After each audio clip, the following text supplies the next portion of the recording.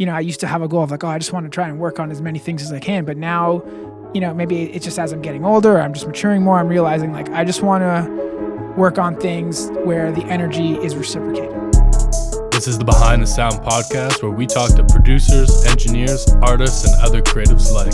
Hosted by Sean Gray and Manik. Let's just jump into it, guys, because like we're here. We're already flowing. Yeah, that's great. So just like, yeah, the Fostex. Yeah. So again, Chris, appreciate you coming on, bro. It's been a pleasure like connecting with you over Instagram the last, I don't know how long now, but Maybe, last little while. Yeah, less than a year or so. How did you guys connect? I think honestly it was through Dan, 5-Piece. Right. Because Dan had recommended, I don't know, I can't remember how it came about, but we just ended up following each other, and like I post stories and like we comment on each other's stories, and it's like, like that's the best way. Exactly. Yeah. It's natural and stuff. But yeah, Chris, like, tell the listeners like who you are, what you do, and let's chop it up. Thank you. I'm Chris Creglia. I'm a mix engineer from Toronto, and I'm happy to be here. Happy to talk about this thing we call life. Yeah. Nice. Dope. Yeah, so talk to us. Tell us a little bit about like your upbringing, like coming up. Like, even if it's not even music related, just everything in life. Cool, yeah. So I got into music when I was like about 11 years old or so, just like, music class in school and just like playing in bands when I was really young. And, music really helped create like a backbone for me growing up and kind of just like learning about myself. Everybody has challenges and stuff like that. When I was going into high school, my parents divorced. So that was like a difficult time for me in my life. And I really used music as just that outlet and that crutch to just like get me through those moments. It was a challenging time, like going into high school and just influential, and having all these things around me just kind of be so like questionable because I didn't really know. This was all new to me, like my parents had split. We just like everything went kind of wild, and music was that one thing that kind of kept me on track. Nice.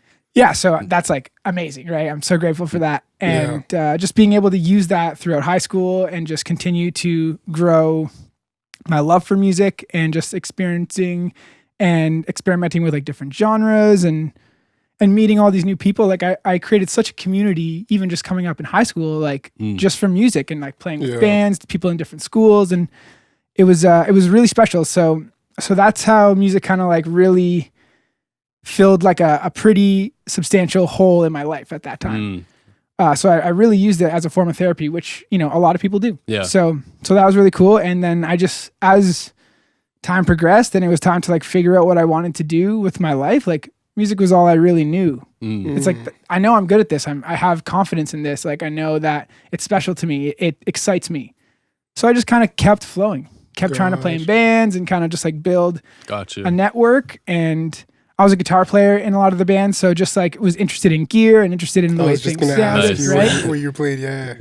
I always wanted to play drums from such a young age. My parents would just like never let me get a kit, so it just kind of... It's fucking loud. It would have been loud in the basement. Yeah, it's crazy. Like I used to have this like nervous twitch where I would just like play drums on my chest all the time when I was a kid. Or like on your desk. Or anything. Like literally anything. And my parents would be like, oh, like, you gotta stop fidgeting, like stop fidgeting. And I'm like, I just got music going through me. Like I'm just gonna let it happen. Nice. And so anyways, playing guitar, learning about gear, learning about how things sound, kind of like opened the world of like, oh, there's more than just guitar. There's more than just like how an amp sounds, how I can manipulate sound to go from a guitar signal to like with all these pedals and all these things. So yeah, that kind of got me into like engineering and production a little bit. Okay. And I started to... This is around what age? What age is this? I was 18 when I was like, maybe I should kind of get into production and kind of see how that goes. And music kind of started at when you were 11. When I was 11, yeah, in like grade 6, yeah. So before 11 years old, right? Did you like growing up? Did you think music was gonna be where you would be going, or what was the end all be all for you then? That's a funny question. Some people wanted to be astronauts. You know what I mean? You know, when I was in like grade 4, I remember specifically wanting to be a dentist. Oh wow! I don't know why, and like, I mean, hey man, that shit pays the bills, so. Right? I mean, maybe that's what it was, like thinking about like how can I support myself in the future? You know, Yeah. a 9-year-old kid trying to figure that the out. tooth fairy. You know, We yeah. still don't even know who you are, even up until you're like mid-20s. Oh yeah, Like, every day is a journey of learning yourself, like no doubt. yeah. But yeah, grade 4 Chris wanted to be a dentist, and then I thought about it for a second. And I was like, yo, like working on people's mouths all day is probably gross. Yeah. You know, like No, I can imagine that. yeah. But I actually got into music just out of chance, like.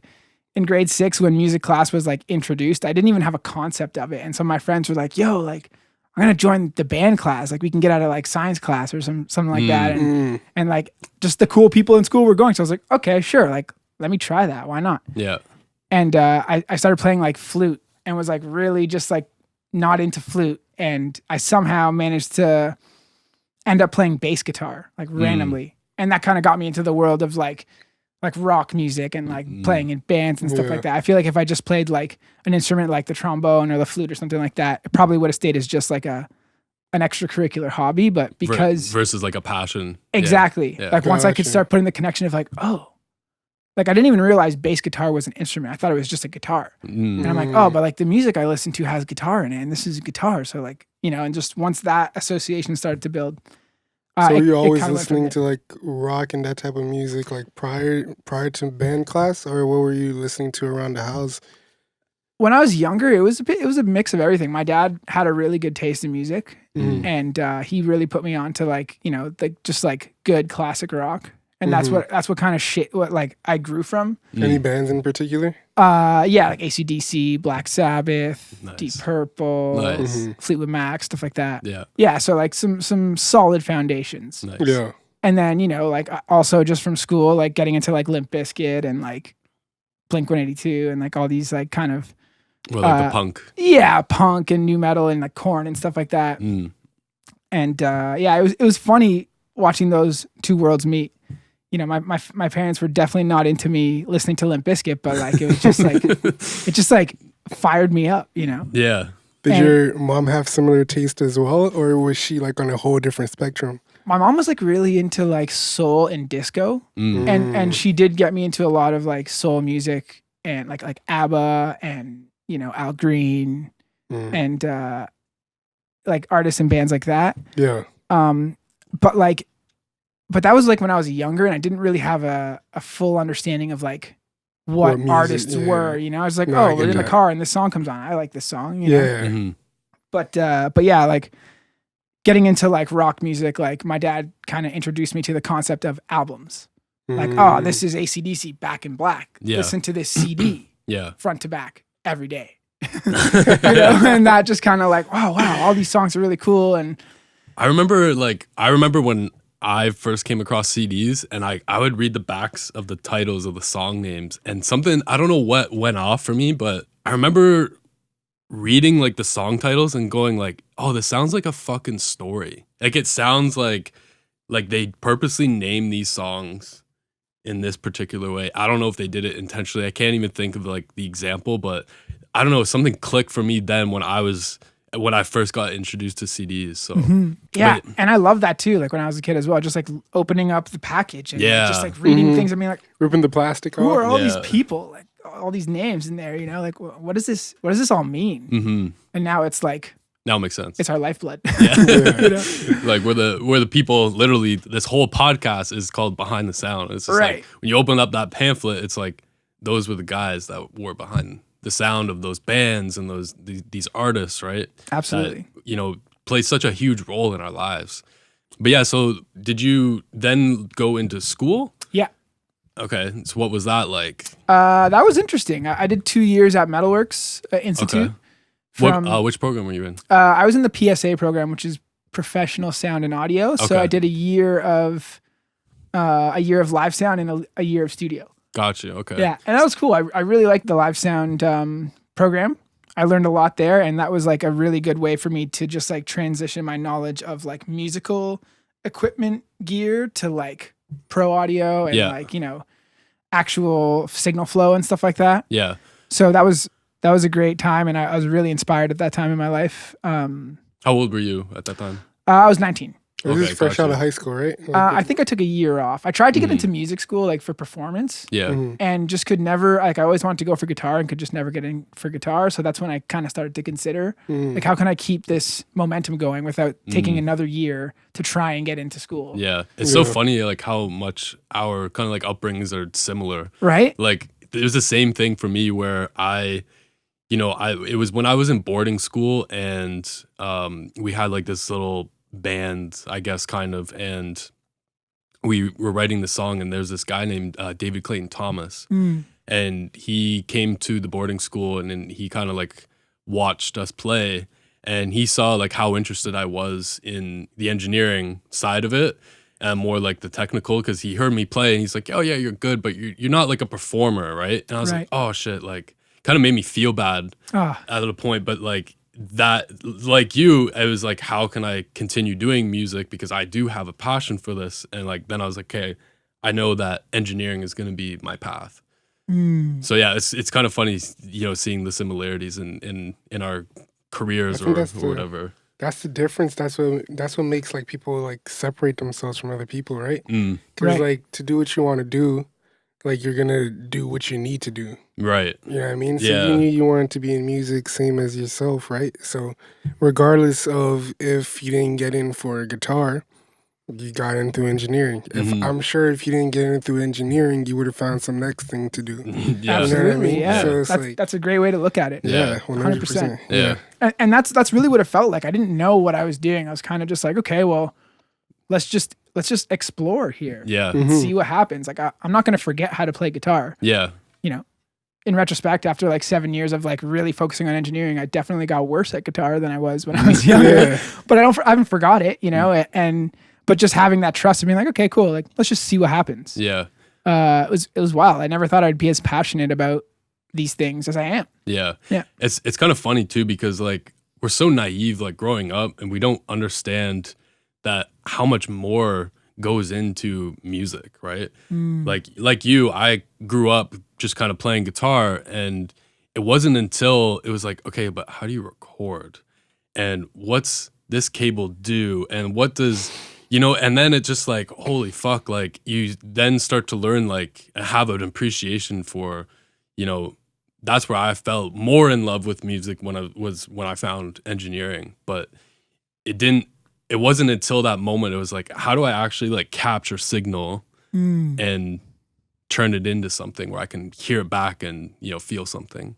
Because like if you think about your flow, how you just explained it, right? It's like you've been learning a language since you were born, right? And like let's say everybody like learned English, for example, and then now you're getting out into the real world and you're learning how to translate to another person what's in your mind. You know what I mean? So it's like you speak English, that's guitar for you, right? Yeah. But now you're taking in like, okay, how do I make sure that I understand it? How do I make sure that Sean understands it? How do I make sure Chris understands it? You know what I mean? And then engineering is literally that segue to translate to other people what it is that you're playing. You know what I mean? Yeah, I like that. That's I like a love crazy that. concept. That's great. Yeah, I like that. I feel like that's what, as mix engineers, like that's what we're trying to do. Is be like, okay, how can we just get through everything to just access the soul, like upon first listen? Yeah, exactly. And that's exciting. Yeah. That's why it's so underrated for engineers. Like, you know what I mean? It's like engineers are really like the key that glues everything together. Well, just like anything, bro, it's just like it takes teamwork. Like I'm nobody without the artist, right? So like you need to have that performer that can evoke that fucking feeling that they give when you're listening to the music. But it's our responsibility as the engineer to like get that performance, capture that performance the best way possible, and help translate that to the masses, or even if it's just for them, to make it sound as good as possible and to continue to draw as much emotion out of that performance as possible. And that's where I really like love engineering. But yeah, so Chris, like you said, you had a really good experience with MetalWorks, whereas I didn't. I dropped out like first semester. Right. So our paths are more or less like aligned, and then, you know, where you went differently. What was your take on going to school to study engineering and live sound, as well as like, what do you think about the curriculum? Right.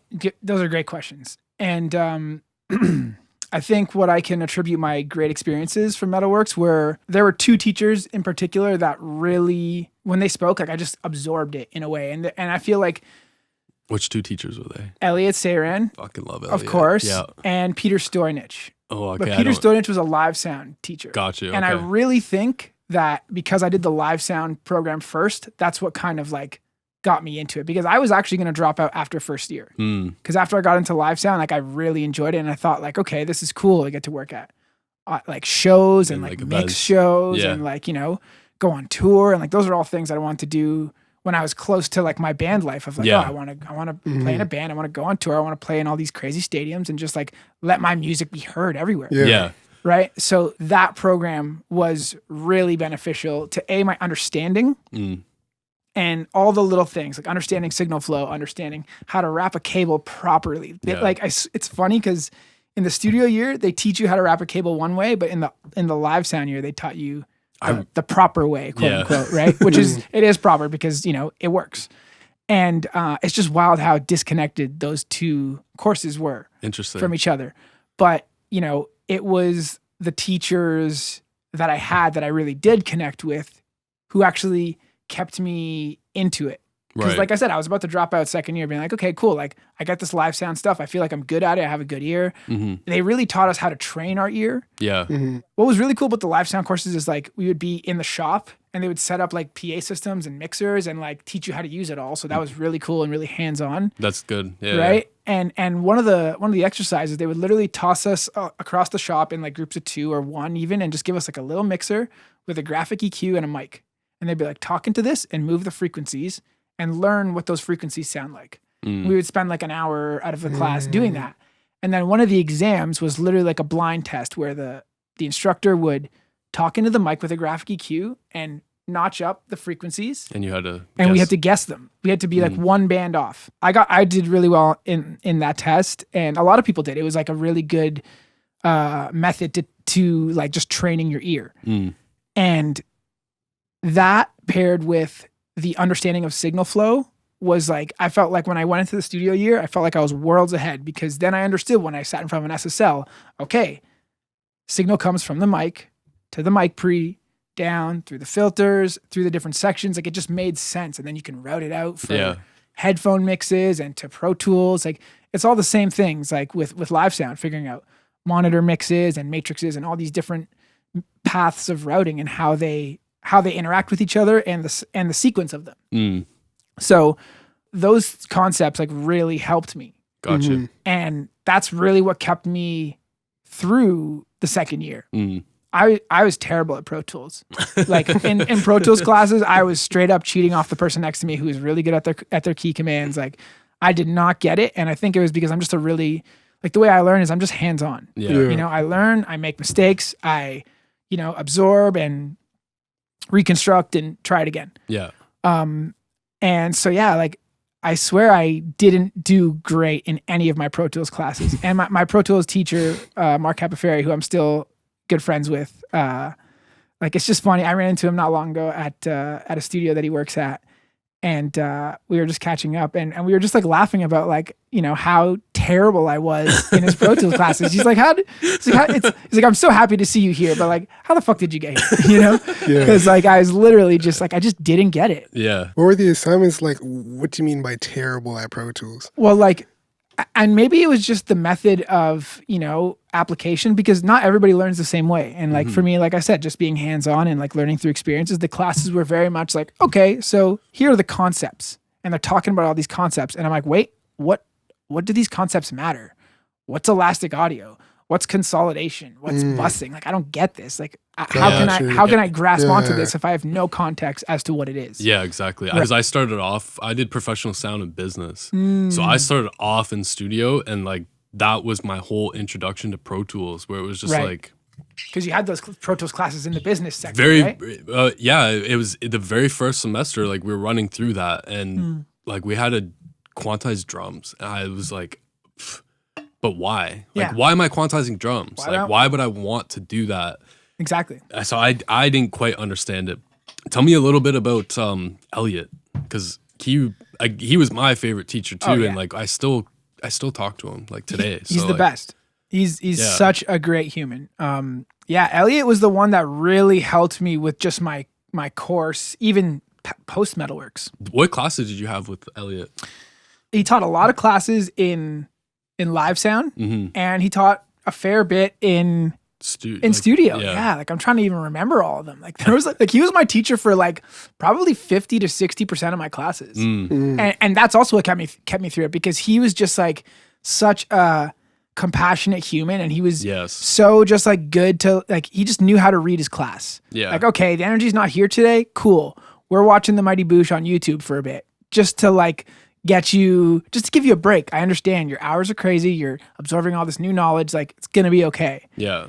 But also coming up with really interesting ways to keep us engaged in projects. Yeah. Like, I think he was really good at that. He's really good at that. Yeah. And I think it's because he gets it. Like, he knows how to, like, these things excite him. So he's like, okay, how can I spark the excitement in these kids? Because this is the best way for them to actually connect to it. Yeah, exactly. He was my, I think he taught a semester of electronics, and then I had a different teacher for the rest of that class and fell off for the rest of that class for sure. I lost interest. But when he was teaching it, like one of the projects was like, okay, you can like build a mic, or you can like bring in a piece of audio equipment to modify. So I like brought in a guitar pedal and like modified it to sound the way I wanted it to sound. He's like, oh, we can do all these certain things. And I actually brought him my own mod, being like, oh, I'd love to try and make this wah pedal sound like Tom Morello's wah pedal. And he's like, okay. And I like looked up the mod and found it and brought it to him. He's like, okay, cool. This is what you need. And we went on a field trip to an electronics store to like buy like capacitors and resistors and whatever. And yeah, he like helped us pick all the things that we needed. That's so cool. And then we like went and build it. And like, I still use that wah all the time. That's crazy. Yeah. Yeah, Elliot was my psychoacoustics teacher. Yes, me as well. Yeah. And that's when I connected with him. There was one point like I lost my best friend I'm sorry. while I was at school, and you know, he understood I was going through something, and he was fucking there for me, man. Like he was, you know, he was definitely like, I think the best teacher I've ever had in all my school years. What were you gonna ask? Well, I was curious as to how many students there are in classes.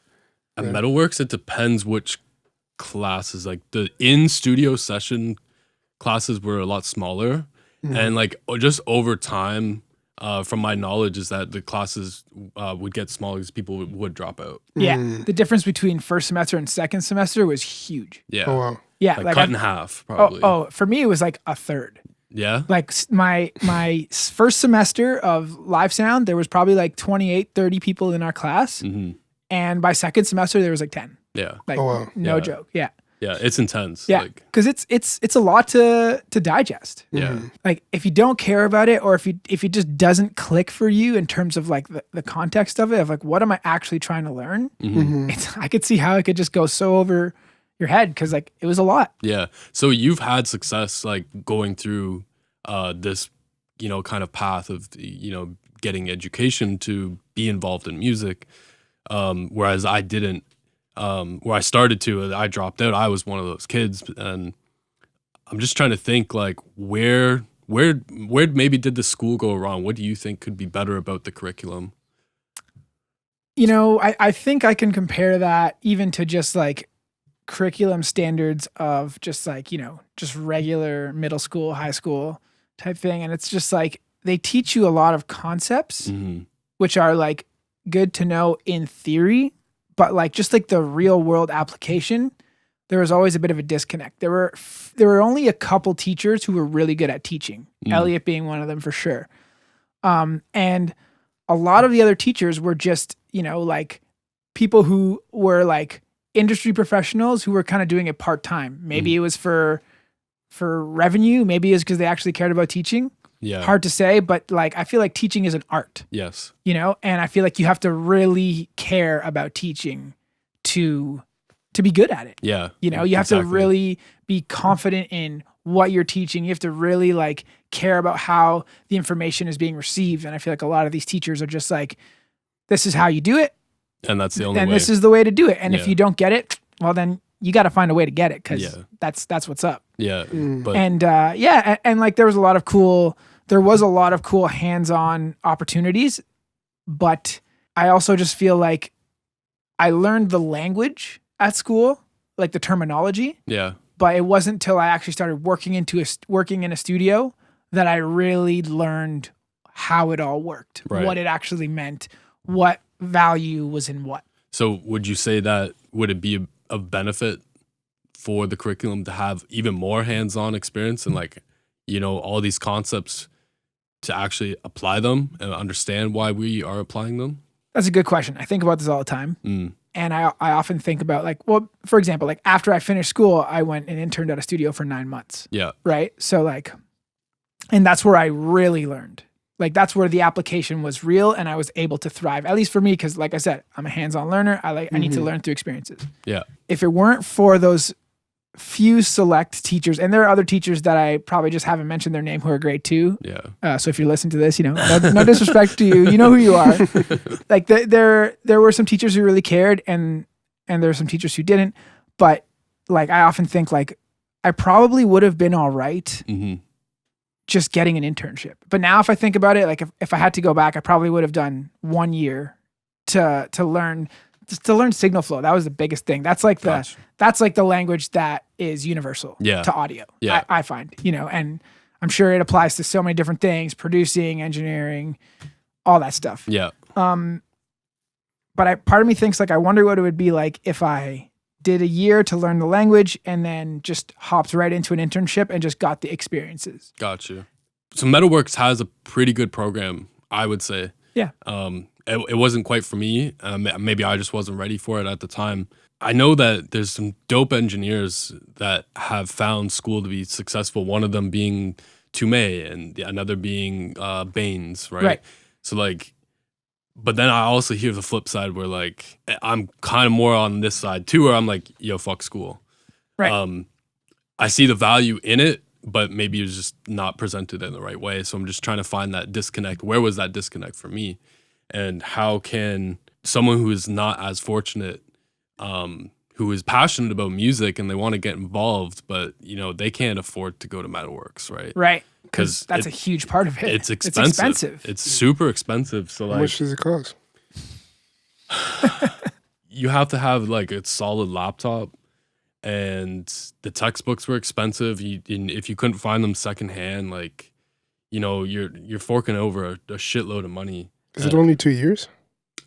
You can. There's a couple of different programs. Yeah, Gotcha. each from at least from I feel like we were there. What year did you go? I was there 2014, 2015. Okay, yeah. So Yeah. I feel like it's probably changed now because I know they've just been constantly been like upgrading their curriculum and whatnot. But from when I was there, each course was 11 months, Mm. and I feel like that's a big part of it too. Yeah. They really cram a lot of information into a small amount of time. Yeah. So like, you know, traditionally like universities and colleges, private community colleges, they're 2 semesters per year. Right.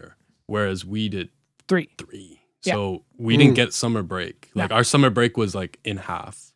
Oh, wow. My school term was 22 months straight, Yeah. just like 2 years, just like in Yeah, school so, like- the whole time. It's way more like demanding.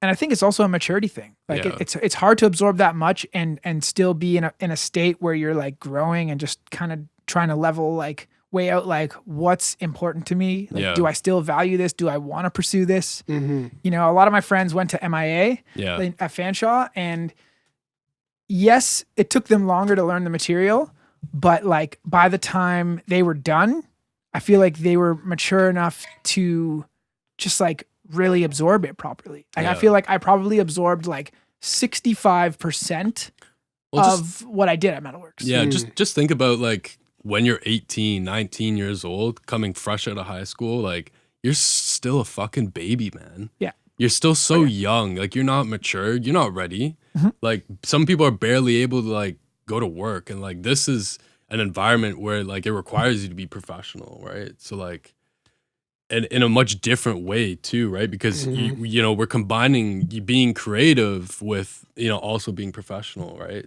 So it's a difficult balancing act, I would say.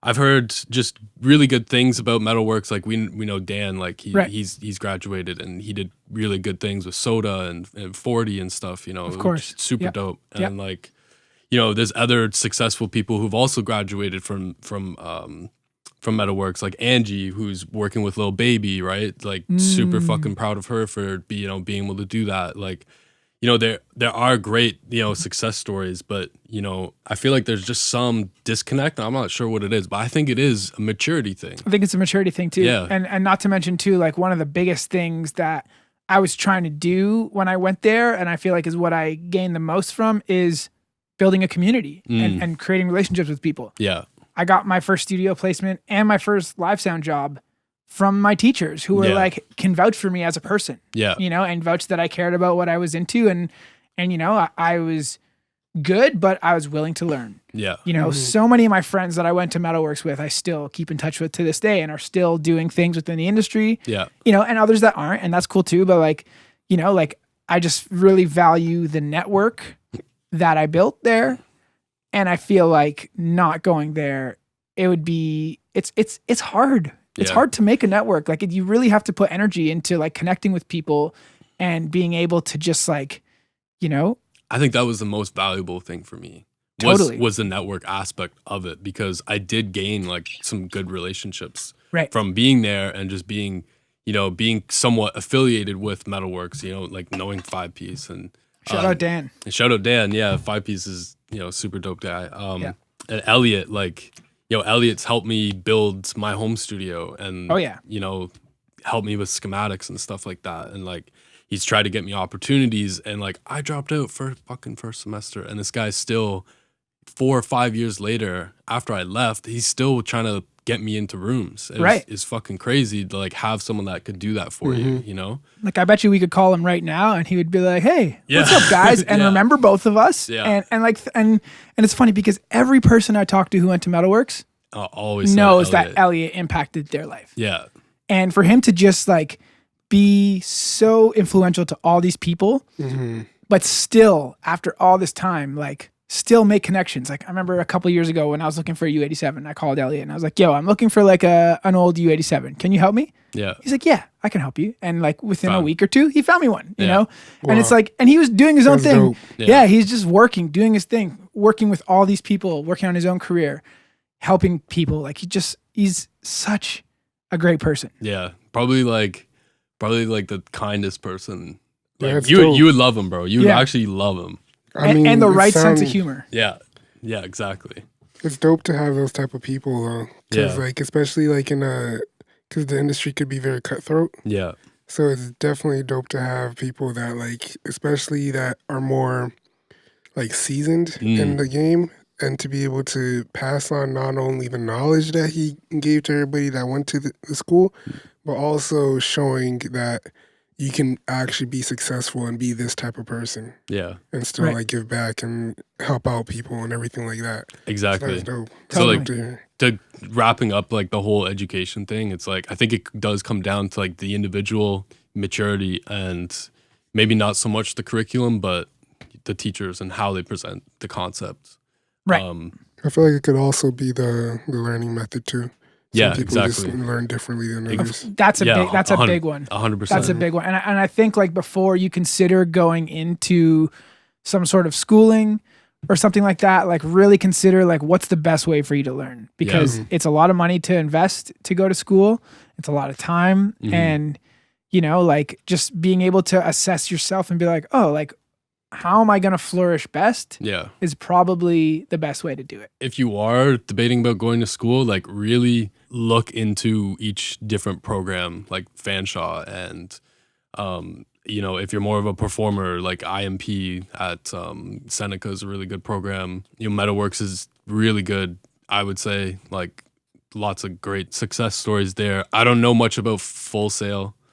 Right. I've heard some good things about Full Sail. I know some people who went to Full Sail who I think that's even more expensive than MetalWorks. So. I'm sure it is. Yeah. Full Sail's like $100,000 a year. Yeah, that shit's fine. Sorry, what? Yeah, okay. Full Sail's expensive. Bro. USD. MetalWorks isn't that expensive, but it was expensive. It's up there. Yeah. It was expensive. But, yeah.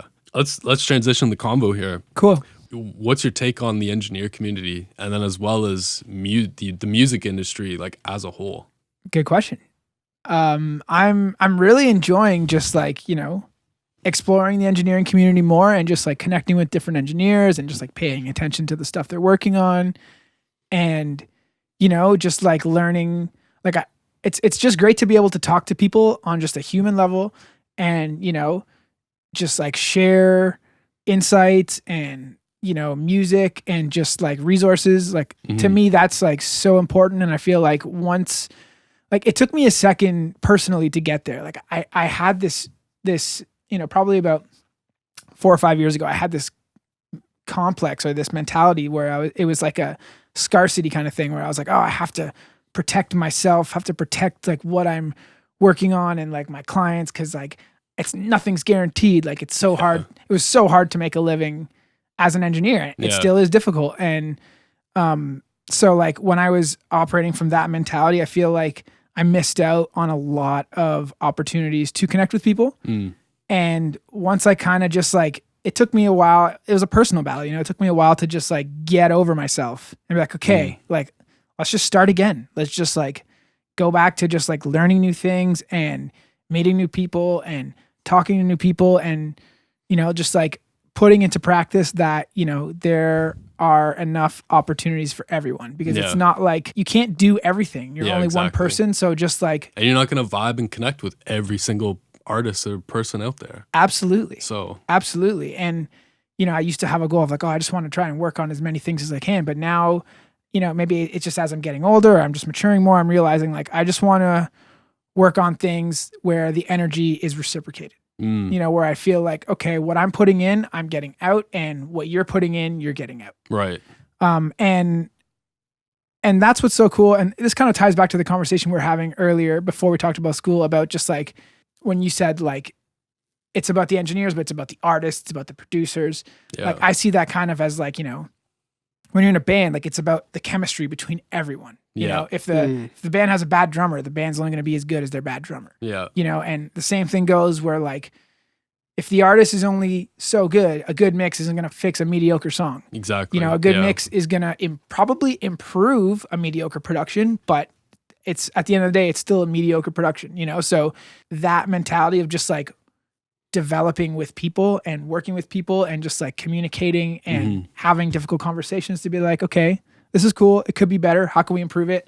All those types of, conflict resolution. Yeah. I really appreciate like your like self-awareness there. Like I have a lot of respect for that. It's humbling hearing that, you're like, oh, you had this scarcity mindset, and for you to like overcome that and, speak that on air here is just like, I really appreciate that. It's about having those hard conversations with your clients and your friends, and by having those conversations, you're going to achieve better results, right? Of course. Because you're going, oh, like, how can we make this better? It's just like, and I do it all the time where like, someone might, I'll just like speak for off example here. Like someone will approach me to like do some mastering for them, and like, I'm listening to it. I'm like, I could just master it and send it back to them and take their money, or I could hit them up and be like, hey, like before I touch this, like, what if you like try to fix your low end a little bit more, like, and provide suggestions and stuff like that, and like from a caring place, instead of just doing what you were hired to do, is just like have that conversation. It's like,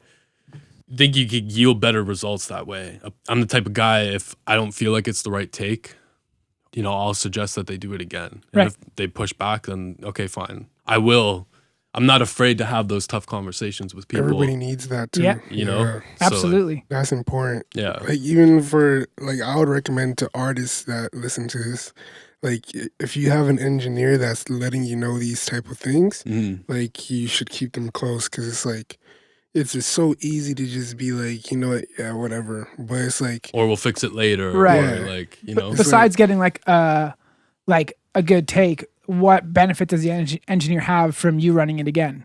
Exactly. Like what, maybe charging you a little bit more studio time? Or I don't think that's the case. Like I feel like if the engineer's not enjoying himself, they probably want to get out of there as soon as they can. So what's the point of keeping you around and pushing you harder and trying to get better results? Exactly. Yeah. Well said. Yeah. Well said. What's your take on like the music industry like as a whole right now? As a whole, yeah. The 2-part question. Yeah, it's interesting. It's really interesting, and I'm also just finding that like there are so many ways to exist within the industry, you know, and it's cool to just see all these different types of engineers pursuing their own way, and like, and that's great. And I feel like I kind of see the music industry as kind of like a mirror. Like you can get out of it what you put into it. You know, if you want to hustle to that degree, to like just get in there and just grind Just go and after it. go after it. You can Yeah, get it. That's yeah. totally possible. Yeah. You know, but at the same time, like I also think it's not a race, it's a marathon. You know, like it's about just like maintaining yourself and letting yourself grow, because that's gonna let you do your best work. So I feel like we're in a time where things are kind of evolving. I'm feeling some shifts between just like, you know, right? Was No, I literally- just saying that? Yeah, literally, we had this conversation before you showed up. Yeah. Wow. There Yeah, we we're go. literally having Tapped this- in.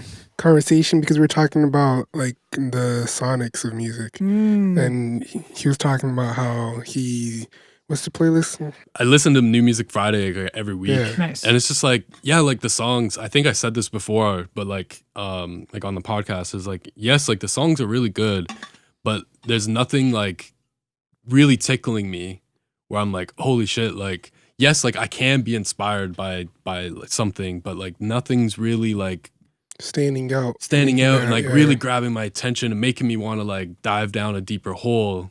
Whereas like maybe like 5-6 years ago, maybe this is just me personally, like if there was a song and it made me feel a certain way, bro, I was like diving deep into like, yo, who was the producer? Who was the engineer behind this? You know, like where was this all done? Like, And then we got into the topic of Yeah. like The shift. yeah, And then- I think right now we're in a transitional phase. Yeah. That's- Absolutely. Yeah. I feel like the whole like era of just like putting your music out there for streams is really starting to get old quickly. yeah, So it's oversaturated. I just got a little message for any artist listening to this right now. Like, don't be afraid to try something different Yeah. with your art, because your music is your art. Your video is your art. Your release is your art. Your life is your art. So like, you know, just find ways to channel that and express that as a whole. yeah, An entire release could be an art installation. It doesn't have to be a song, a video, or a project, you know, like and that's the shift I'm noticing is like people are starting to realize, okay, how can we break down these walls that have been constructed Yeah. that we're just forced to walk through these hallways of like, oh, if you want to be a recording artist, this is the way you do it. You know, if you want to be a touring artist, this is the way you do it. Like, I feel like every artist has that song or couple songs that they listen to themselves, but don't like play for other people. Like drop that. yeah. You know yeah, what I mean? yeah. Yeah. Like they're just worried about how people will take it and everything like that. They probably only show like a select few. Drop that. Yeah. You know what I Totally. mean? Yeah. I think with leaning that. into yourself is important. And I think trusting that leaning into yourself is enough. Yeah. You know, not worrying about how other people are going to digest it and absorb it, because ultimately, like, I feel like the greatest art is not one that's like that people contemplate how it's going to be digested. Like it really is expression. Yeah. And I feel like there are two trends in the industry from the, you know, my course of however many years it's been. It's more than a decade doing this music thing. And it's like there is music that is timeless. Yes. And then there is the immediate response of everyone trying to do that thing. And that doesn't work. It wasn't good because they did that thing. It worked because they expressed themselves in a way where they said, fuck it, I don't care how this gets received. I'm doing this for myself. So Yeah. like if you feel like if you're an artist, then you clearly have some sort of belief in yourself to be like, my expression, my story, my art is worth something. Yeah. It deserves to be heard. Exactly. So like lean into that. Yeah. You know, I want to hear it, you know, like Yeah. I want to hear art where people are like, you know, I don't know if my friends are going to like this, or I don't know if my fans are going to like this, but like for me, I like this, you know, because like there's so much music out there. And a lot of people are probably just like, I feel like a lot of people don't know how to think sometimes. They're just like, I just want to just tell me what's good. Feed me what's good. It's just a churning system at this point. I Right. feel like a lot of music sounds very similar right now. You know, I think we are. I'm hoping that we are on like the brink of that transitional stage where, you know, we're experimenting more and we are sharing those songs that can inspire I'm looking forward to it. Yeah, me too. I'm looking forward to it. What do you guys think is going to be like the initiator of that full change? This is funny. As sadly as it sounds, like I feel like it's going to take, I feel like just life works in cycles, period. Yes. And it's going to take a group of influential people who just like lean into themselves and trust, and they're like, fuck it, I'm just going to do this thing. I don't care how it's received. I'm doing it for me. And then people are going to see that. They're going to realize it's powerful. Mm-hmm. They're going to identify something in it. Maybe they don't know what it is at the moment. Maybe they do. And they're going to be like, oh, that's inspired me. I want to try and do something like this because it worked for that person. And I feel like there'll be a bunch of people who will look too closely into it and try and copy it. Yeah. And there will be enough people who will zoom out and take the expression and the inspiration for what it is. And that will drive them to do something of their own expression that is substantial or significant to them.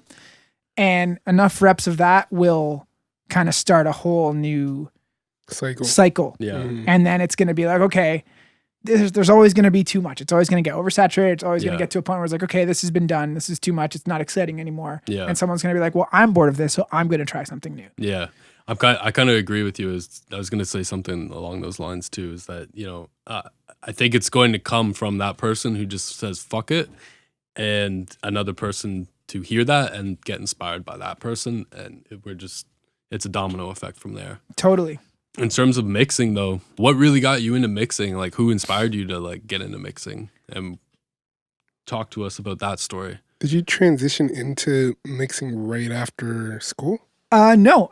So actually after MetalWorks, I got a job at a studio as an intern, as a recording engineer. It was like an SSL room. Nice.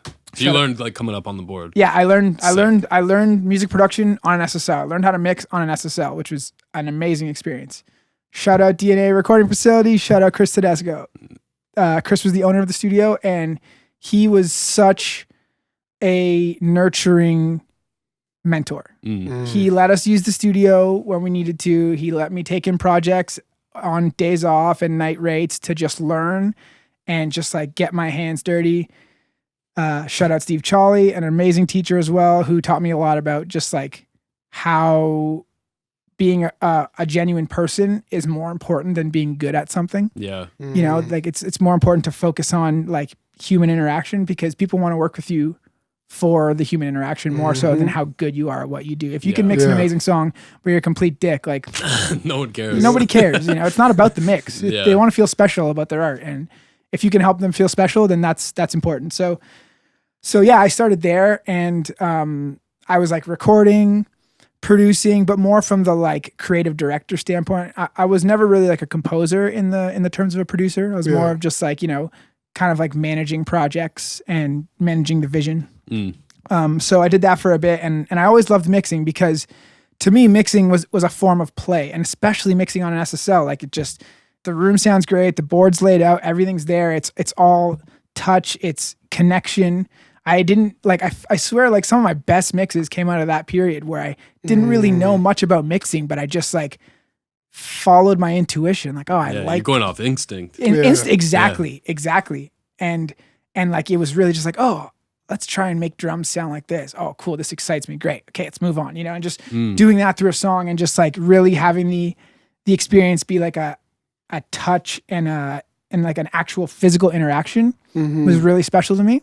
And there was something there there was like a romance there that was created, and I held on to that.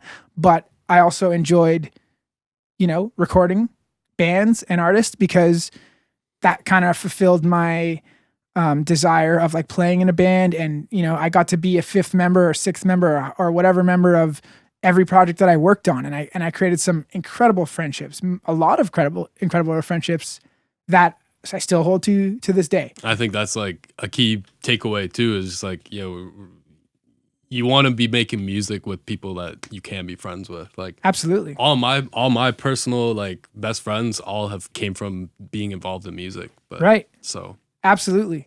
And then I hit a point with mixing where I just analyzed too much. I worked with a specific producer who like kind of tainted me and took the instinct out of it.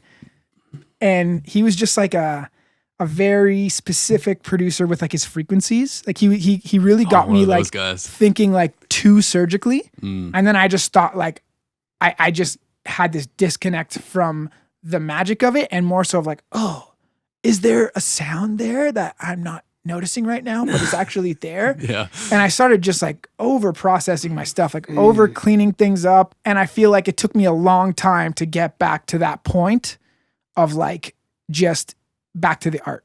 How did you get to that point? What'd you do? It was a long transition. I can't lie. Like during that time, like when I was working at that Studio DNA, I was mixing on the console all the time. Like I mixed 1 or 2 sessions in the box due to constraints, but for the most part, it was like put it up on the board, do the thing, and that was really fun. And then the studio closed, and then I had to learn how to work in the box because I was like, well, you know, I wasn't working in another SSL room and didn't have enough outboard gear myself to like build a setup like that. It's a lot of money to maintain a console.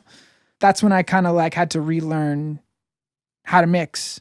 Well, all in the box. All in the box, right? And that's where my scarcity complex came from. Of like, oh, well, I know how to mix on a console, so I actually know how to mix, and so I'm going to treat Pro Tools like my console. And like that mindset, like really led me further away from the art of mixing because I wasn't like I was kind of just being stuck in a mindset versus just like adapting and growing and learning, you know, and just letting go. I'm like, okay, cool, that was a cool part of your life, but like it's not there anymore. So let's move on.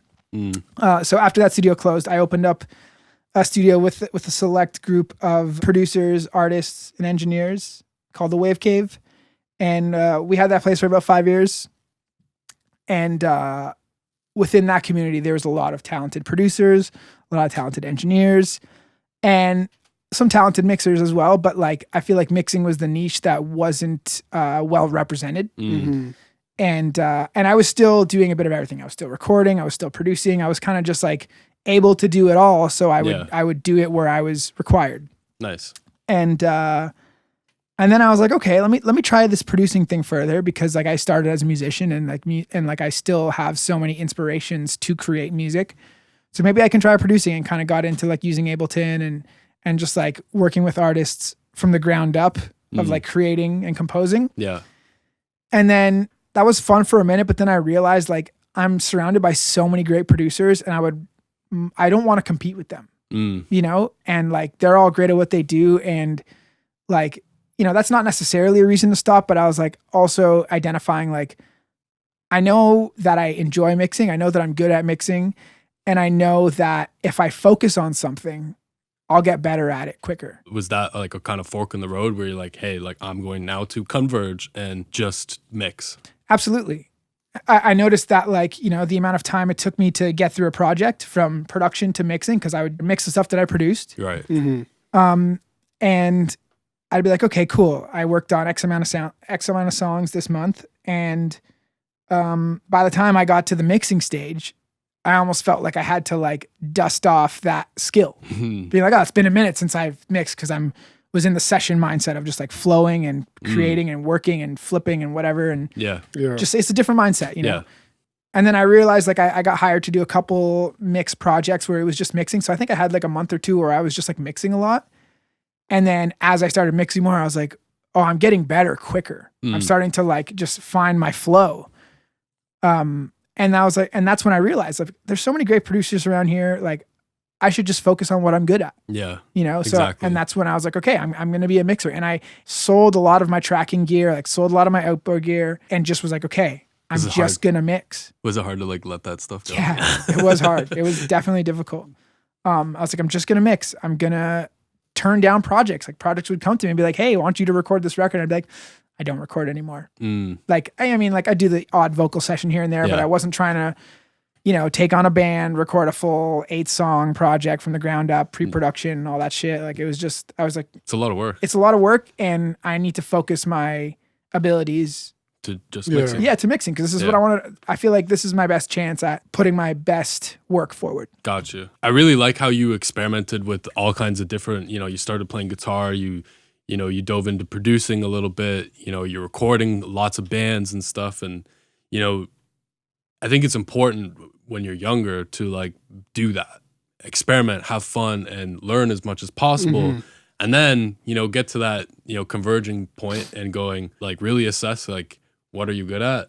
And the earlier you do that, I think the better, just because then it gives you more time to double down on that one thing that you really fucking like doing and that you are good at. Absolutely. So I think you're a great example of that. Thank you. Appreciate that. What would you say to the person that, for example, isn't good at the thing that they really love to do? I think humbling yourself is a good start of just being like, okay, I'm not as good at this thing as I want to be, and that's okay. And how can I get better? Yeah. I want to get there now. Newsflash, you're not going to get there now. Yeah. It's going to take a lot of time. Yeah. So let's figure out the best way to manage your time, manage your energy, and make it happen. I felt the same way. When I was mixing, I was probably mixing for a year, freelance, just like exclusively mixing. And then it got to a point where I was like, I'm finding myself, I'm hitting the same walls. I'm coming across the same barriers. Like I need to rise above this. I need to overcome this. I need to like get better at it. And I felt like I was tapped with resources, and I was talking to other engineers and like trying to learn. And I went back to doing an internship. Really? Yeah. Like, 9 years into like engineering, I was like, okay, let's try again. Wow. That's crazy. Yeah. I went back to interning. I worked for Jay DeFore for. Oh, no way. Yeah. Sick. Yeah. We did. You guys did one with Jay. Yeah. Amazing. Yeah. His episode's coming out soon. Sick. I can't wait for that. Yeah. That's awesome. Yeah. So that's I worked, crazy. So I worked for him for, like a bit less than a year. What was that like? Just the process of like going back into interning, like later on in the process. After being like involved for like almost a decade. Yeah. It was interesting. I learned a lot. Damn. And that's what I needed, so humble. I mean, I was just like, how am I going to improve? How am I going to break past this point? And as a mixer, like a lot of the projects that I wanted to mix sometimes would go to like Jay would get them. And I'm like, damn. And I'd hear his work and be like, oh yeah, these are amazing. Like, these mixes sound great. Like no wonder he's killing it. And I'm just like, how do I get there? And one of my friends connected us and he was like looking for an assistant at the time. And I started interning him for, I think it was like 7 or 8 months. Okay. And, nice. And I just like went back to like prepping his sessions, doing editing and just like doing his stems and his prints and all that stuff. But like, it was just a really great perspective to learn from someone whose work I really respected and who I really respected. And just kind of like was able to absorb what I needed to absorb. I learned a lot, at least at that time, how he was mixing and how he got from point A to point B. And that inspired me to try different things, experiment, play. It's all about play. It's all about just being willing to be like, I don't know how this is going to go, but I'm going to trust that it's going to be all right and that I'll figure it out. Yeah. And just like playing, like, like I'd see how he would try something and then I would try something similar and then I'd be like, okay, cool. To me, I like it this way or whatever. And I just helped determine my flow. Yeah, exactly. And there's some things that I learned from him that are still a huge part of my workflow. And I definitely also found ways to make it work for myself. Yeah. And it was really great. So shout out Jay for taking me on and letting me learn for that amount of time. It was awesome. That's dope to hear. Yeah. No, because like I feel like the thing stopping so many people, like in just anything that they do, even if it's outside of music, is just the pride of like restarting. Oh yeah. Of resetting everything that they've been going through and going back to the basics to be able to relearn the roots. Because I could probably imagine for yourself, you had already like built up some success for yourself, right? Yeah, I had a reputation, made some like rapport with artists and producers, and it was like it was moving. Yeah. People were like hiring me to do more things, but then I was hitting a personal plateau of like, cool, like the artists would be happy with it, but I'd be like, I want to get this better. Yeah. And then sometimes I would lose projects to bigger mixers. Yeah. Yeah, exactly. Wow. Yeah. No, that's insane. Well, also for that person, like on like a grander scale, right? Like when you're hitting that wall and no matter what it is you're doing, just like find help, but also go back to your roots. Exactly. Yeah. And figure out how you got to where you're at and what walls got to how like they are at that moment because of the roots that you built. Yeah, exactly. Right. That's exactly that. Yeah. Yeah. That was great. Yeah. Yeah. Amazing. Yeah. I think it's like really important if you are trying to come up, trying to learn something and you recognize that you have a greater potential than you're tapped into, just like, expansion is a big word for me, and like finding expanders, leaning into half a year with working, like as an intern and as an assistant, that was challenging and it was really helpful. But at the same time, like, I also don't think it's completely necessary. Like, you don't have to put yourself out to that degree to still learn, because being able to connect with people, being able to collaborate with people, and being able to just like humble yourself and be like, hey, I really look up to you and I would love to just learn from you. I don't need anything. If I can make your life easier in any way, and in turn just get a peek into your process and catch some of your insight, or even just have conversations with you, like, that's huge. Okay, I have to like kind of say something, because I was always doing that with other people, and then it started happening to me where people were approaching me saying, yo, like, I'd love to like pick your brain and like sit in on sessions. I was like, oh shit, what the fuck? Crazy how the cycle works. I was like, holy fuck. And like, it gave me a lot of it, like imposter syndrome. I'm like, yo, why are you coming to me, like ask me to like sit in on this or whatever? It was just like, because I'm still looking at like still trying to learn. Yeah. I'm still looking at like my influences and going like, yo, I want to learn from this guy and stuff, and like kind of think like, okay, maybe I'm on the right path. Totally. And like, I'm also the type of person where I'm like, I am super down to like, help someone.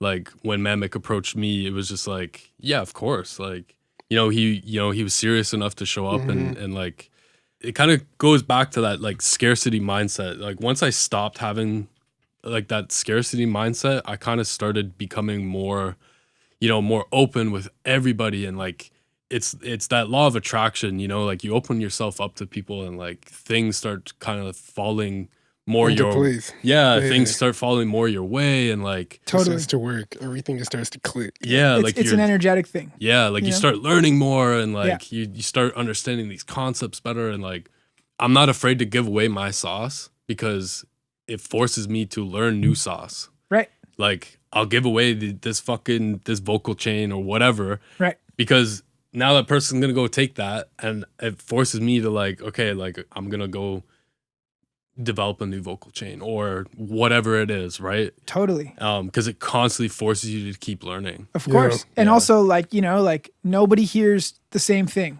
Everybody hears things differently. Exactly. When I was working for Jay, I had access to all of his sauce, but like doing the same things didn't bring me. It didn't yield you the results that you wanted to exactly. hear. I had to still come up with my own methods, and I had to still find ways to make the material excite me. Yeah. And everybody has different tastes in music and food and sense and all these things. And it's like, so not one thing is going to be the same for everyone. Yes, a lot of people are going to like the same thing. Yeah. But it's not like, you're not going to find two people who have the exact same taste. It's just not possible. I think it's kind of interesting. It's like if you take a recipe for some meal, right? Me and you could have the exact same fucking recipe. Yeah. But I'm going to cook it at my house. I'm going to buy maybe a slightly different pasta. I'm going to buy a slightly different, tomato paste. Right. And we have different ovens, and they might cook at slightly different temperatures. So it's all these variables. That will yield different results, regardless if you have the exact same recipe. Even if you're mixing a song in the same room, exactly, it's still gonna be different. Yeah, it's on the always same gonna computer, be different with the same plugins or whatever, same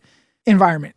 Yeah, no two things are the same in that way. So, and that's the beauty in it. Yeah, and that's why it's like, there is no, and that's like this to me. That's a secret. Like there are no secrets. Yeah. It's really like, it's just methods. Like, sure, there's a million ways to EQ a vocal. There's a million ways to, process a mix, whatever it is. Yeah. It's like the whole, do you EQ before or after compression? It's like, well, I mean, I could basically get the same result from doing either. Yeah. Right? Like I could ultimately get the same desired outcome I want by doing whichever technique. Totally. Well said. Yeah. Well said. So you do like the cold plunges, right? Yeah. Yes, I do. Yeah. How do you like that?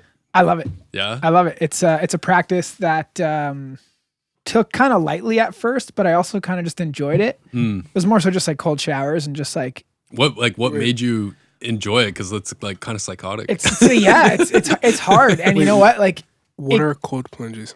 So like you immerse your entire body into very cold water. very Oh, cold, okay. like Yeah. ice cold water. Like an ice bath. Yeah. Like an ice Okay. bath. Yeah, exactly. Exactly. Yeah. It started as just like showers. And I started kind of like when the pandemic started because one of my friends was like, oh, it's really good for your immune system. And I'm like, oh, cool. Well, I mean, I need to get my immune system strong for this It's COVID. this COVID thing, you know, for the next couple weeks. So yeah, Yeah. couple weeks. And so I just started taking cold showers. And at first it was like really tough, but then I kind of started to like it because it sucked before. There was always the internal struggle of like, I don't want to do this. I don't want to get into the shower. This is Yeah. not going to be fun. It's Yeah. going to be uncomfortable. It's like, I'm just not going to enjoy it. Yeah. And then I'll do it and I'd get through it. And after the shower, I'd be like, I don't regret that. Mm. And I just kept every doing time I did it, it would be like, I'd finish and be like, well, I didn't regret that. Mm. So I always thought like there was something more to it. And then I started to value the mental challenge Mm. of like, okay, this is something I don't want to do, I'm gonna do it anyway. but I know that if I do it, I'm not going to regret it. And I feel like that's a good practice to have. And the more I kind of looked into it and stuff like that, the more I realized that like, you know, just giving yourself these like micro stresses that are self-inflicted were just like a good mechanism to dealing with stress. Yeah. Mhm. And like condition the body as well. Right. Yeah, absolutely. And like I didn't get sick for 2 years. Like throughout the first 2 years of the pandemic, I only got COVID this year. Wow. Wow. So I mean, I don't know if that's just I can just attribute it to that, but you know, I'm sure it helped in some degree. But when I really started getting into it is when I started like really incorporating like the breathing aspect of it into it. Cause before I was just like not really focusing on my breathing. I was just showering and it was cold and it sucked. And then I'd get out and it'd be warm. Yeah. Cause like, I don't know, like when you take a hot shower, like everybody knows once you take a hot shower and you turn the water off, you're cold. You want to like dry off real Yeah, quick. exactly. Yeah. Like that's what I don't like about hot showers now. Because when I take a cold shower and I get it. finish, I'm like, it like feels good. Yeah. And I'm like warm. So I kind of started getting into the breathing more. And a good friend of mine has been into cold plunging for a long time. And he kept trying to get me to go with him in Lake Ontario. And like just growing up in Toronto, I always had this like association with Lake Ontario. Like, oh, it's dirty. It's not great. Like you just don't go swimming at Lake Ontario. Yeah. And here I am now going in like 3 times a week. Like, you know, Really? yeah. Like, No way. Yeah. Yeah. And it's still cold. Like even in July, it's still cold. Damn. Yeah. Which is wild. So yeah, I did my first lake cold plunge Is that much colder than the shower? it's so funny. Like today I took a shower before I came here and like that one was hard. Like I was in there, like actually like kind of like shivering a bit. I don't know. Like the last time I went into the lake, it was like cold, but it was manageable. And I think the showers are harder is because you're not fully submerged. So like certain parts of your body are cold and certain parts of your body aren't. And then there's that resistance of like, oh, well, this isn't cold, so I don't want it to be cold. But when you go into a lake and you just get in the water, it's like you're there. There's no escaping. Yeah. It. Like you can get out. Yeah. You'll still be cold for a bit. But if you're just in there and it's just like Your body starts to, once you stop starts to resisting. warm up. Yeah, once you stop resisting and you're just like, okay, how much worse can it be? It just gets better. So yeah, I did one in the winter and that was like, it was really cold and I learned some lessons for sure. And What did you learn? don't put your hands in. Bro, my hands were freezing. I was like luckily when I did it, it was like a full kind of like practice and like my friend had like made a fire. So like we got out and I was like warming my hands by the fire, but like I was like genuinely concerned being like, damn, like My hands are freezing. I'm going to get frostbite on my hands. Like it's so cold. Damn. And so like, don't put your hands in right away. Like in the summer, I'll do it. Cause it's like when you get out, Yeah. you're not like fighting for your life. Yeah, you're fine. Yeah. But in the winter, it's like, it's a lot. How long do you do these plunges for? It depends. Like in the winter, I'll probably do like 2 minutes. Oh, In the summer, I'll do like 10 and it's like pretty chill. Like once you get used to it, you're kind of just chilling. It's still cold. The water's probably like 5-6 degrees Okay. in the summer. And in the winter, sometimes it gets down to like 1, 2, maybe sometimes lower. Like it's colder outside. Like the temperature is lower, but the water doesn't get as cold, you know, right. because it would freeze. yeah. Right. What about the snowbank on your IG stories? Yeah. just it's so funny. I actually hurt my back doing that video. Like I just fell back into there was a coffee table there and I just smoked my back. Oh shit. Like a fool. Yeah, but it's just the practice of like putting myself in an uncomfortable scenario and just calming myself to be like, it's okay. Like I'm all right. Yeah. I've got myself. Like it's gonna be all right. Yeah. And that is something that like breathing is a huge, like intentional breathing. Like everybody breathes, but like to just sit there and actually do like a breath work practice is like, it really shows you the potential of how much your body's capable of. How much control your mind has. Yeah. Does the breathing help you with slowing your heart rate down? Because that initial kind of shock on your body, doesn't that like increase your heart rate, which then kind of scares you? Right. So does the breathing help bring Yes. the heart rate down? Okay. Exactly. Because that's what like the releasing is. It's like every time I get into the water, it's cold and you close up and your body starts to go into like fight or flight mode. Like, okay, we need to protect ourselves. This is becoming traumatizing. Yeah. And once you just like accept, just like let go, like just release the tension in your face that's always there and just let it happen. Everything just starts to slow down. And then you realize like, wow, my body's capable of handling these things. Yeah. And a really reassuring moment that I had last year, at the end of the year, my partner and I got into a car accident. Oh shit. Yeah.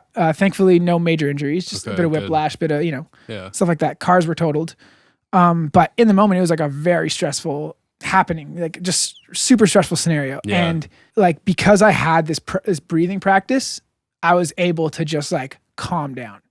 Like I was like, we had just like T-boned someone in the middle of an intersection. That shit's scary. And it was just like, it was just so traumatizing. And my partner's beside me and like, she's freaking out and like the car's just mashed and it's just like so many things going on. And I'm just like, okay, like we just got to like get out of the intersection, got to like get our stuff and get out. Yeah. And like, I was panicking, but then as soon as I was like, okay, I just got to breathe and just started breathing. And then we saw a paramedic and the paramedic was like, okay, it's just really important to breathe right now. And like, I was just, because I had been practicing breathing, I was just able to just handle the situation, talk to the police, give the information, make sure that we were okay, make sure we didn't need to go to the hospital. Thankfully, nobody was majorly injured. That's good. Nobody needed to go to the hospital. Everything was okay. That's good. Yeah. So grateful for that. But that was a moment where I was like an affirmation of like, okay, this breathing thing is more than just like oh, it's supposed to be good for you. Like it translated in a real life experience. Yeah. That's super cool. Yeah. So like, do you recommend for people to get into like cold plunging and like cold showers and stuff like that? I mean, yeah, I think everybody more or less is capable of it. Everybody's different. Everybody has their own concoction of their body and what their limitations are. And, I think I'm just going to say like average person is capable of doing it if they just put their mind to it. Yeah. A lot of people are just like, fuck no, I'm not doing that. And I'm like, yeah, that's great. That's fine. Like, no judgment. Like that, you do you. That's great. But I think, like you said, it was just like because you had the practice of breathing and like you got into a car accident, it was a lot easier for you to like go through that whole experience. Whereas like someone who hadn't been practicing those breathing techniques and putting themselves in those situations, like they might have fucking freaked out. Of course. And then, their body responds in a way where maybe they did have to go to the hospital, right? Right. Absolutely. So like, I think the application is kind of, I think it's interesting. Just imagine being in a studio session with a big ass artist and you might be freaking out, but because maybe, Chris has been doing all of these breathing techniques, he's able to like calm his heart rate right down and relax himself to hit record. Helped me today. Yeah. I got nervous when we first came on. I'm sure like the first couple seconds of the podcast, I probably sounded like a little like energetic and tense, but then once I just like took a second as we're talking, just really like, it's all good. We're just having a conversation. Chill out. Just started breathing. And it's like, cool. I just forgot that these mics are in front of us. Yeah. Maybe too much where I'm sitting there. I can't hear what I'm saying half the time. But yeah, so I think it is really valuable in that regard. And one of the biggest things for me is it's strengthened the connection that I have with my body.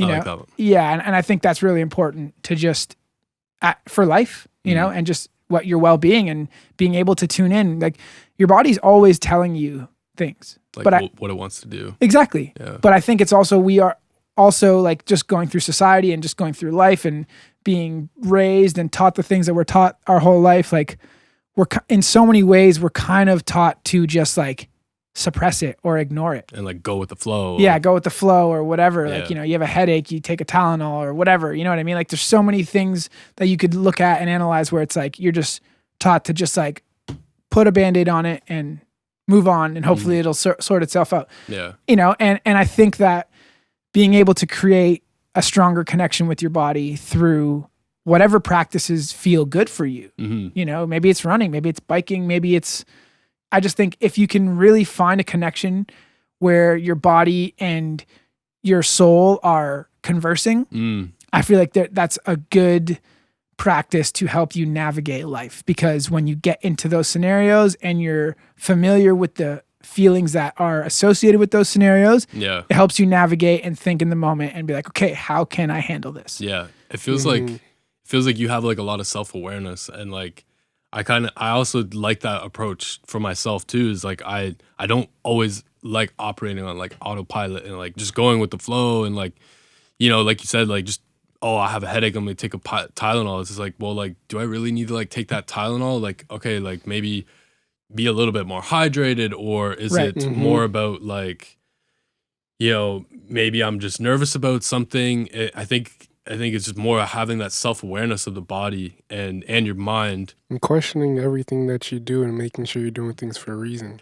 Yes, Intention. but Yeah, exactly. exactly. Being intentional, but not to the point where you're fucking neurotic about like, Right. right. Exactly. Why like There's my limits. Yeah, exactly. Yeah, like my course. friend always had like this thing where he was like, why did I like open this door handle like that certain way? I'm like, bro, you don't have to like think Yeah, no, too no, deep yeah, into yeah. it, but Yeah, like yeah. you know what I mean, Yeah, right? it's important to zoom out and kind of grasp the bigger picture things without having to analyze every little movement. Exactly. But like you said, just being more intentional, I think goes a long way. Yeah. You know?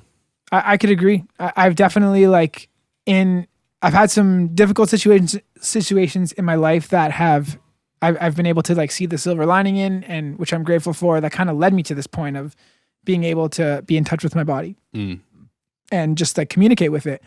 And, you know, just like through all of these little practices, it's brought me closer. And I feel like just having a strong connection with your body lets you know, like when I'm working, if I'm tired, I'm probably not doing my best work. Like, yes, sometimes you have to get what you're working on done and you have to push through.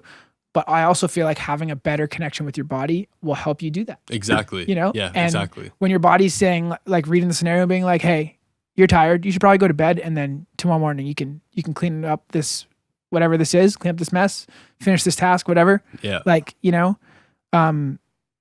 it's just like being able to pay attention to that is huge. And, you know, I feel like once you start that conversation, it's never ending. You're always learning. Like you said, like you always want to learn, you always want to grow from other people. It's the same thing with your body. Like when you just start the conversation, just over time, it's like, oh, okay, I'm getting these intuitions, these downloads, these instincts to try new things, or to lean in when my body tells me like, hey, like let's figure this out. There's something that's not working here. Yeah. One of my biggest things as well was sleep. Like, and this is just something I kind of just started implementing fairly recently. Excuse me. I being an engineer and just kind of like trying to be flexible, and sometimes you're doing night sessions, sometimes you're just working on your own. It's fucking hectic. It's hectic, and having that discipline to call it at a certain time is like difficult. Yeah, you know, especially if you're in the moment and you're vibing and you're working on something and you're like, okay, cool, I can put in another hour, and like, you know, you're looking at the clock. It's like, oh, it's 12:30. Maybe I should call it here. No, I'll just keep working. Like, I found that when I was like pushing myself to those limits and then like finishing work and not really unwinding and then going to bed and then waking up the next day, like my motivation was just out the window. Yeah. Like I would take a couple hours in the morning of just existing, Yeah. you know, and I didn't like that feeling because I felt like by the time I actually got my day going, it would be later, and I feel like I wasn't tapping into my most efficient potential and my greatest potential in terms of just like what type of quality of work I was doing. Yeah.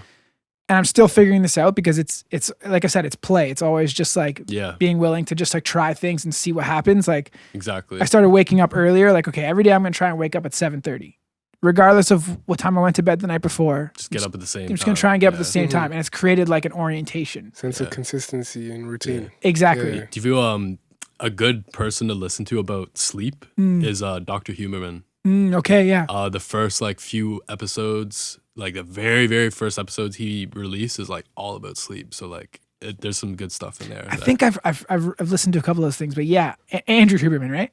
Yeah, is that his name? Yeah. He's right. super good stuff in there. All about sleep. Yeah. Yeah, amazing. Yeah, absolutely.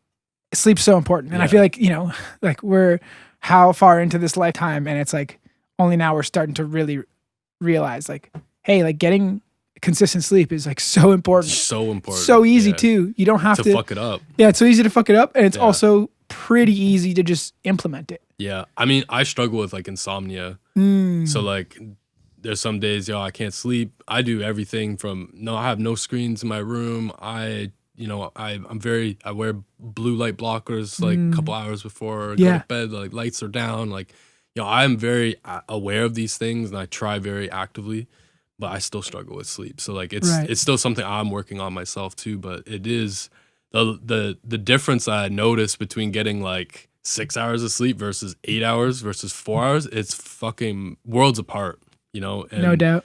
I think it is important to like if you want to be a performer, performing your best work, your body has to be optimized that way, and the best way to do that is through sleep. You need to recover. It's like that thing you told me like a while back about.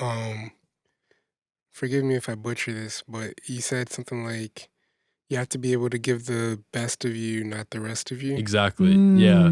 I love that. I can't comes from sleep. Yeah. It was a quote you got from somewhere. I can't remember where I got the quote or who said it or whatever, but I remember resonated, I definitely like made the tweet and shared it on or whatever. And yeah, it's been something that stuck with me too. Is like I'm not trying, like especially with like clients and friends and family. It's just like I'm not trying to give them the rest of the energy that I have. I want to always be putting forth my best energy. Right. So can't do that without sleep. No, you can't do. Yeah, it takes balance of a lot of things. Sleep is definitely a huge one in that. And just talking to other people and gaining other perspectives really makes you realize, like how, everybody's situation is a little bit different, and it's like important to just do what works best for you. Yeah.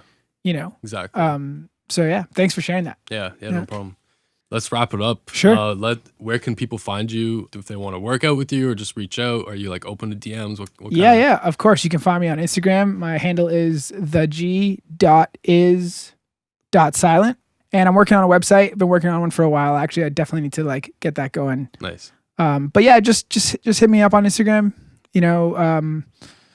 My email's in my bio. You can email me as well, and we can just talk. Like, I'm always open to talking to people, always open to meeting people and figuring out like if I'm a right fit for you or if you want me to be a part of your art. Like it's a great conversation to have. So I'm stoked. I like that. Is there a meaning behind your Yes, there is. So my last name is pronounced Creglia, but it's spelled Creglia. Yeah, so it's not Creglia. It's not Creglia, it's Creglia.